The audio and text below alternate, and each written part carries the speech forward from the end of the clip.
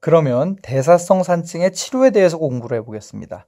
대사성 산증을 치료를 할 때는 하이 NiON 갭이냐 노멀 NiON 갭이냐에 따라서 치료가 바뀌어요.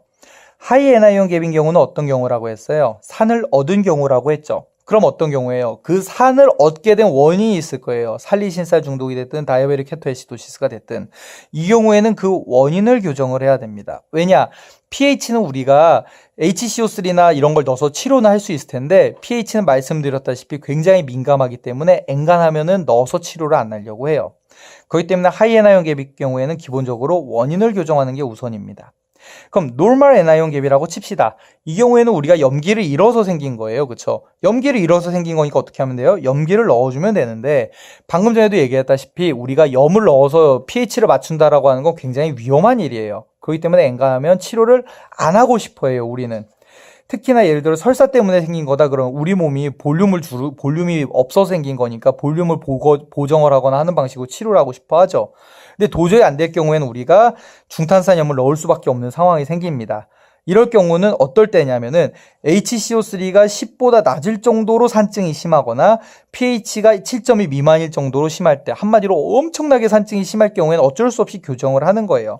그때는 굉장히 주의하면서 중탄산염을 넣어볼 수가 있는 건데 솔직히 말하자면 염기를 넣는다기보다 버퍼를 넣어가지고 pH를 정상화하는 거죠, 다시. 그런데 HCO3로 치료할 때 주의해야 될 점에 이 포타슘 농도를 주의하라고 써 있는 걸 봤을 거예요. 이걸 한번 이해해 봅시다. 메타볼릭 애시도시가 생겨서 수소가 늘어나면 우리 혈중 농도는 보통의 경우에는 하이퍼칼레미아가 동반이 됩니다. 왜 그러냐면 혈중에는 수소가 지금 애시도시스라 많아졌죠. 그럼 우리 세포는 어떻게 한다 그랬어요? 혈중의 수소를 완충을 해주려고 끌어당기고 양전하 하나를 받았으니까 자기가 갖고 있던 포타슘을 밖으로 빼줘서 전하는 맞추면서 혈중 수소 농도를 낮추는 겁니다. 그러면은 상대적으로 혈중의 포타슘의 농도가 높아질 거예요.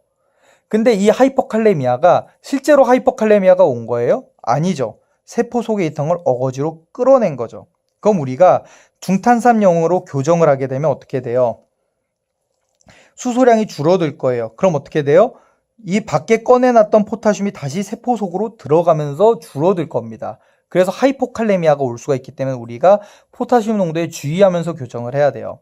근데 예를 들어 이 사람이 산증인데, 대사성 산증인데 포타슘의 농도가 5.0이다. 그럼 포타슘이 정상이네라고 판단을 할 게 아니고 산증을 교정을 한답시고 세포 속에 있는 포타슘이 땡겨 나왔는데도 포타슘이 5.0이란 건 사실은 뭐예요? 포타슘의 양이 적은 거예요. 전혀 이 정상인 게 아니에요. 그렇기 때문에 우리가 HCO3를 교정하면서 부족해질 포타슘 농도를 교정을 하면서 치료를 해야 되기 때문에 이 부분을 우리가 주의하면서 치료를 해야 된다고 배우는 겁니다.